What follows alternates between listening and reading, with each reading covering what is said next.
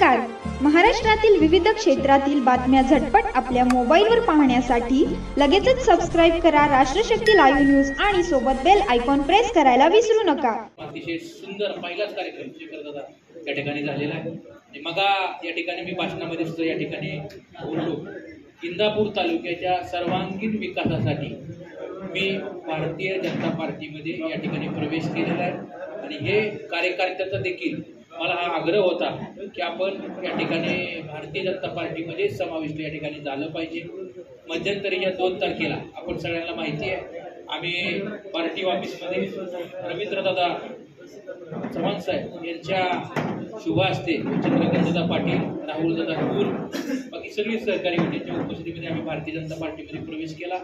तदनंतर आम्हाला विधान भवनामध्ये महाराष्ट्र राज्याचे लाडके मुख्यमंत्री, लोकप्रिय मुख्यमंत्री सन्माननीय देवेंद्र भाऊ फडणवीस साहेब यांनी आम्हाला तिथं विधिमंडळामध्ये या ठिकाणी बोलवलं. मी होतो, शेखरदादा होते, मयूरदादा होते, बाकी सगळे ज्येष्ठ सहकारी या ठिकाणी होते आणि त्यांनी आमचं अभिनंदन केलं. आम्हाला त्यांनी सांगितलं की आता तुम्ही योग्य ट्रॅकवरती या ठिकाणी आलेला आहे आणि आपल्याला इंदापूर तालुक्यामध्ये काय विकासाची कामं जी काय करता येतील ती आपल्या पार्टीच्या माध्यमातून सगळे प्रश्न या ठिकाणी मार्गी लावू आणि आम्ही त्यांना आमच्या इंदापूर तालुक्यामध्ये पाण्याचा प्रश्न, ऊसाचा प्रश्न जो आता मला मयूरदादांनी या ठिकाणी सांगितला, त्याचबरोबर लाईटचा प्रश्न, आपल्या इंदापूर तालुक्यामध्ये असंख्य प्रश्न या ठिकाणी निर्माण झालेले आहेत. या निर्माण झालेल्या परिस्थितीला शेतकऱ्याला अडचणीचा विषय जे झालेला आहे यासाठी मार्ग काढण्यासाठी एक भाजपाचा कार्यकर्ता म्हणून आम्ही सगळीजण मिळून हातात हात घालून येणाऱ्या काळामध्ये या ठिकाणी काम करणार आहे. या परिसरामध्ये या 2 नद्या आहेत, एक भीमा, एक निजाम आणि शेखरदादा इथे लाईटची सुद्धा समस्या आहे. सबस्टेशन जरी व्यवस्थित असली तरी लाईटची जी ट्रान्सफॉर्मर आहेत आमचा ते कॅपॅसिटी प्रत्येक ट्रान्सफॉर्मरची 60 असेल तर 90चा लोड आहे, 100 असेल तर 120चा आहे. जळतंय, ती जळलं की लवकर पण भरून मिळत नाही, शेतकऱ्याच्या हातोनात या ठिकाणी नुकसान होत आहे.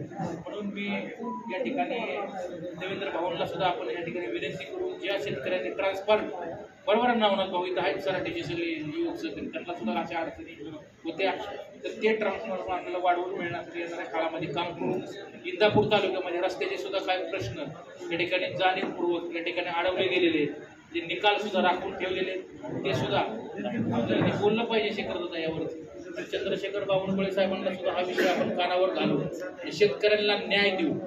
500-600 प्रकरण या ठिकाणी इंदापूर तहसीलमध्ये या ठिकाणी रस्त्याचे प्रलंबित आहे, त्यावरती या ठिकाणी मार्ग काढला पाहिजे. यासाठी आम्ही लवकरच चंद्रशेखर बावनकुळे साहेबांची भेट घेणार आहे.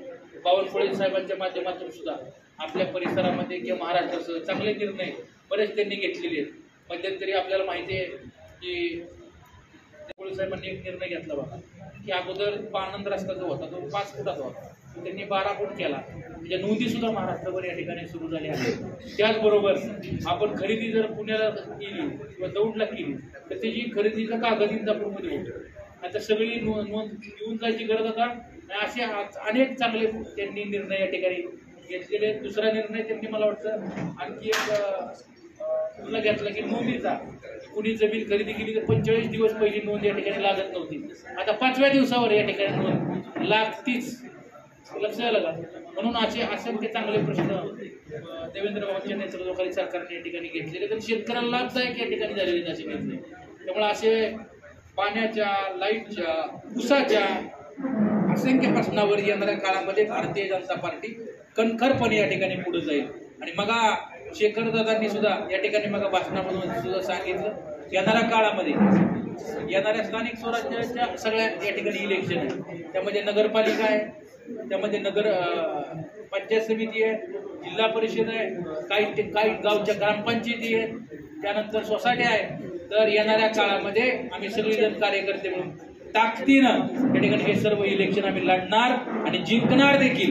लक्षात घ्या, ही ताकद भारतीय जनता पार्टीची निश्चित सगळ्या कार्यकर्त्यांना.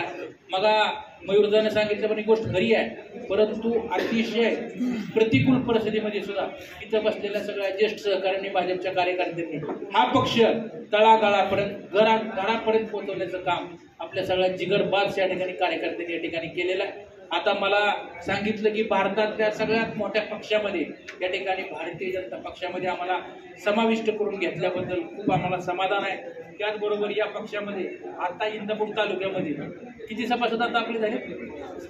35,000 सभासद आतापर्यंत या ठिकाणी नोंदणी सगळ्या सभासदांची झालेली आहे. किती? 35,000. आणखी आपल्याला कशा पद्धतीने ही संख्या वाढवता येईल त्यावरती आम्ही सगळेजण कार्यकर्ते मिळून या ठिकाणी येणाऱ्या काळामध्ये काम करणार आहे. आणि आत्ता मग तुम्हाला सांगितल्याप्रमाणे इंदापूर तालुक्याच्या विकासाच्या दृष्टीनं जेवढं काय आता आपले सगळ्यांबरोबर आपले सलोख्याचे संबंध या ठिकाणी निश्चित या सरकारमध्ये मंत्री महोदयांमुळं त्यांच्याबरोबर आहेत. तर या सलोख्याच्या संबंधाचा उपयोग आपल्या तालुक्याच्या विकासासाठी आपल्याला कसा करता येईल या येणाऱ्या काळामध्ये आम्ही सगळेजण मिळून कार्यकर्ते करणार आहे. आणि मला त्या दिवशी आदरणीय देवेंद्र भाऊंनी सुद्धा एक आम्ही विधानमंडळामध्ये भेटल्यानंतर मला सांगितलं, मी त्यांना विनंती केली, भाऊ आम्हाला ऑगस्टमध्ये शेतकरी मेळाव्याला तुम्ही तारीख द्या.